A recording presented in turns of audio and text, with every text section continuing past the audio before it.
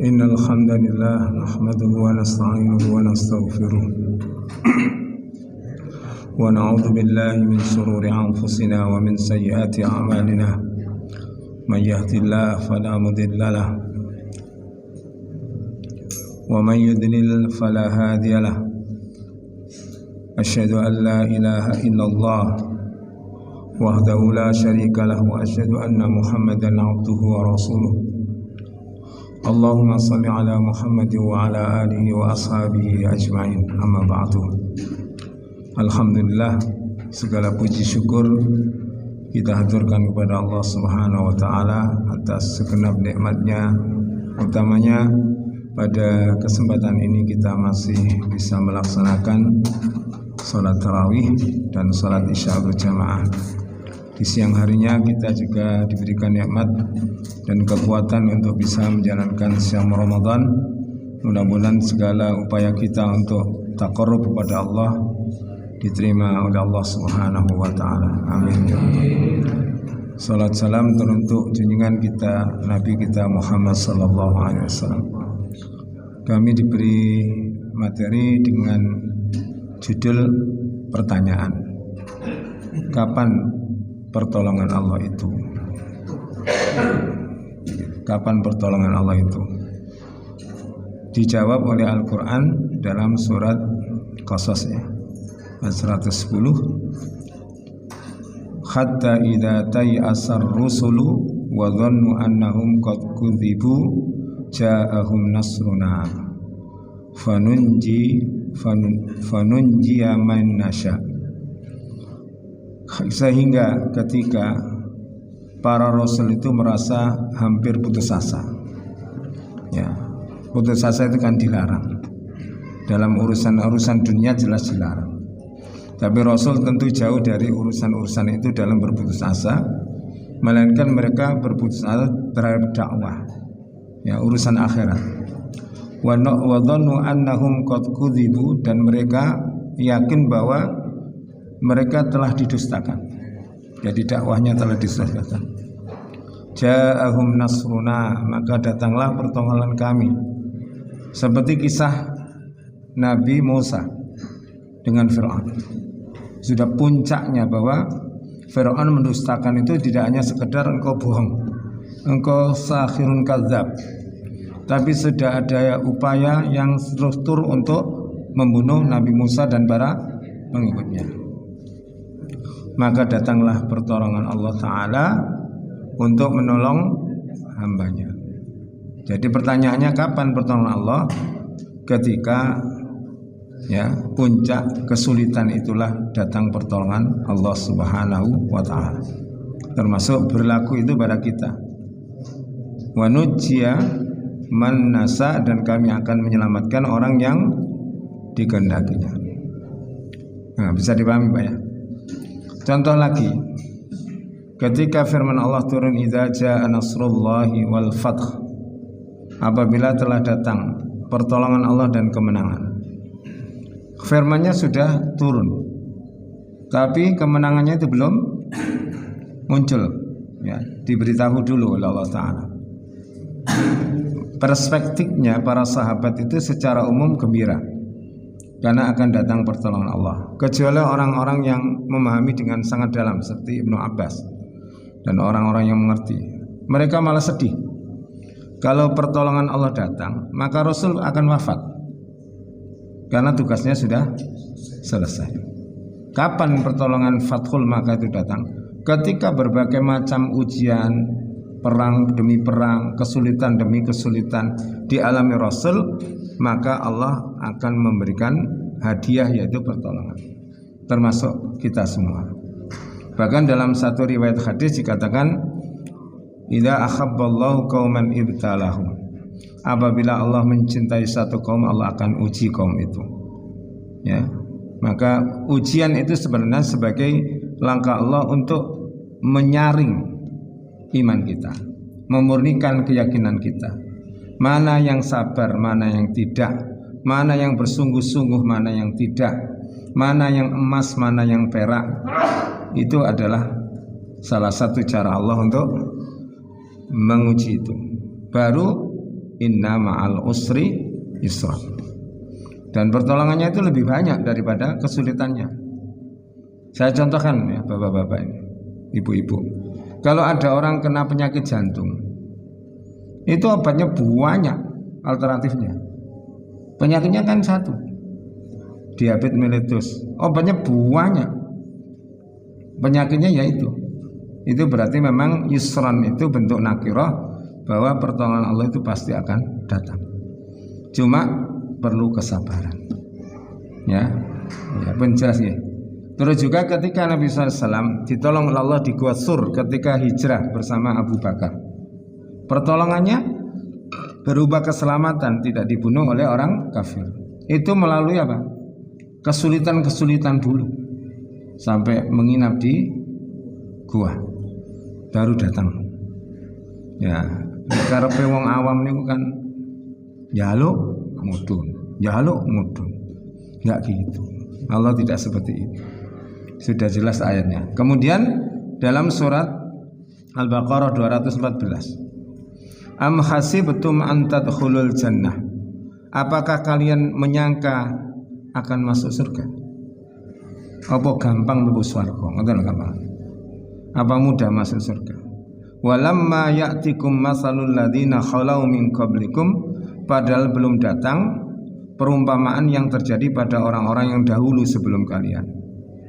Ada apa? Masadhumul ba'sa wa dharra, mereka tertimpa kesulitan, kesesaraan, wazulzilu, dan keguncangan dalam kehidupan di dunia ini, hatta yaqular rasul waladina amanu ma'ahu, sehingga Rasulullah Muhammad dan orang-orang yang beriman bersamanya bertanya, mata nasrullah, kapan pertolongan Allah?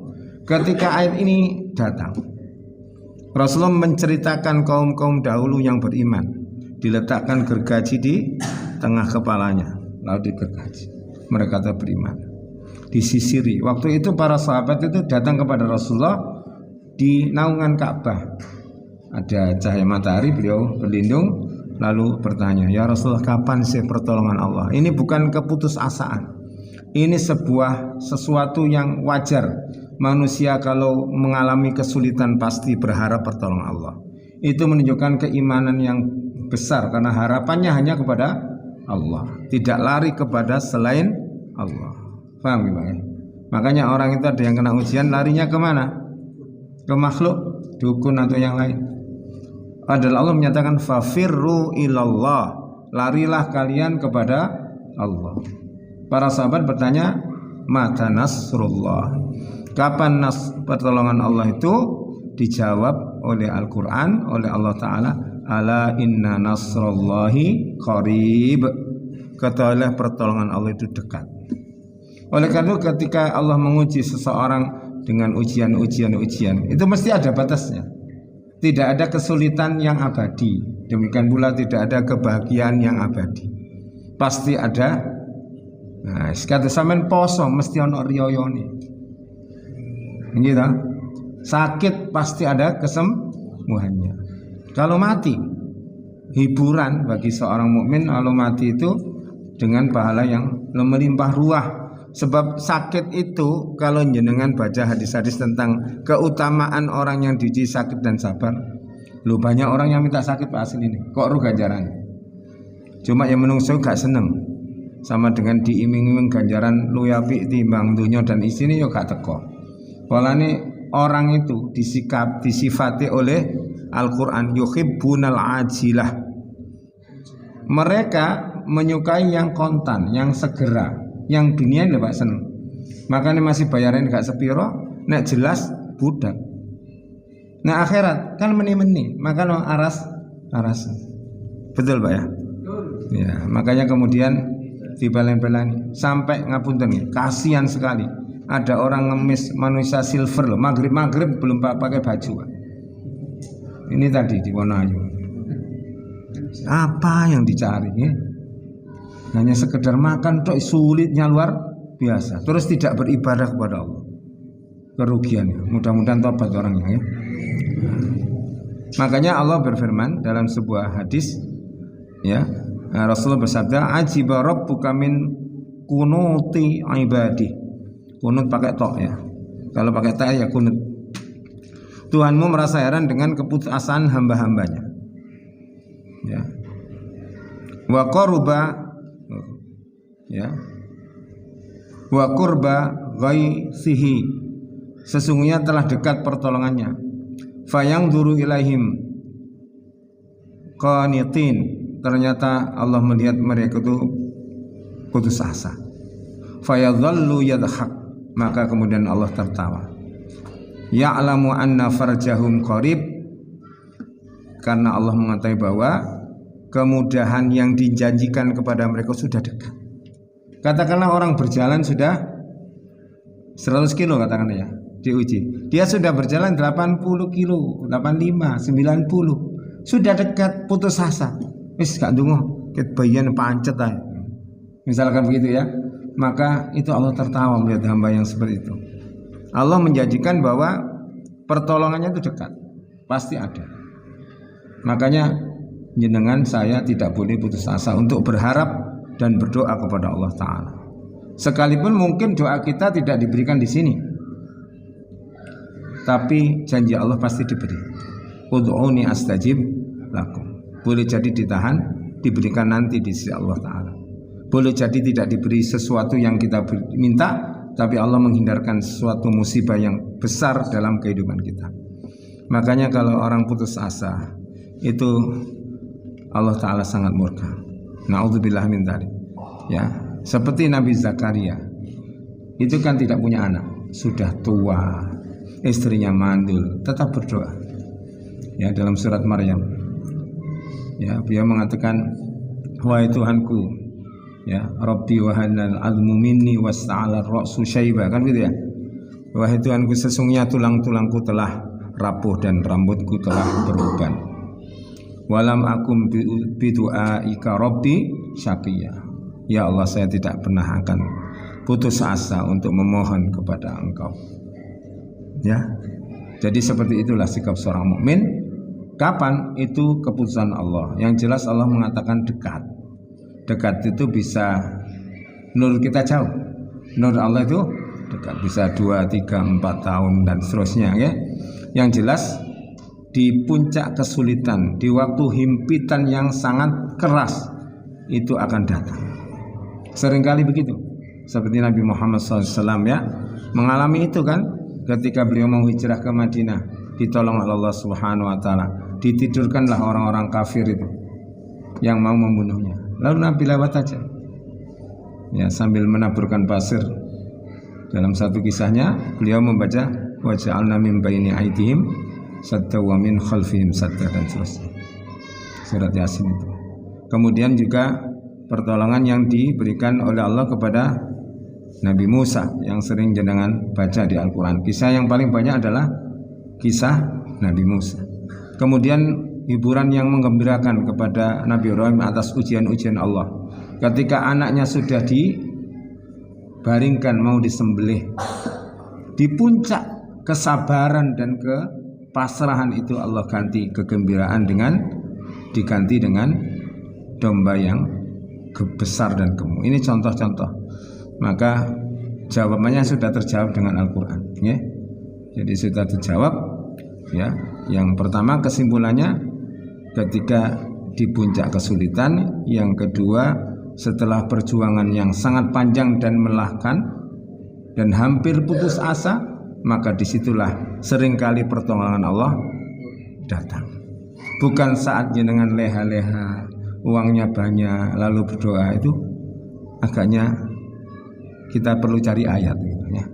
Ya, kalau ada orang punya prinsip ya, muda foya-foya, tua kaya raya, mati masuk surga, itu perlu cari rumus di Al-Quran. Ada ndak rumus seperti itu?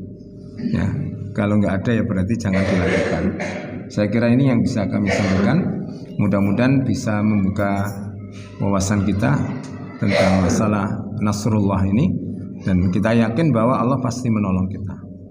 Ya, tentunya waktunya tidak bergantung kita, tapi atas ketentuan Allah Subhanahu wa Ta'ala.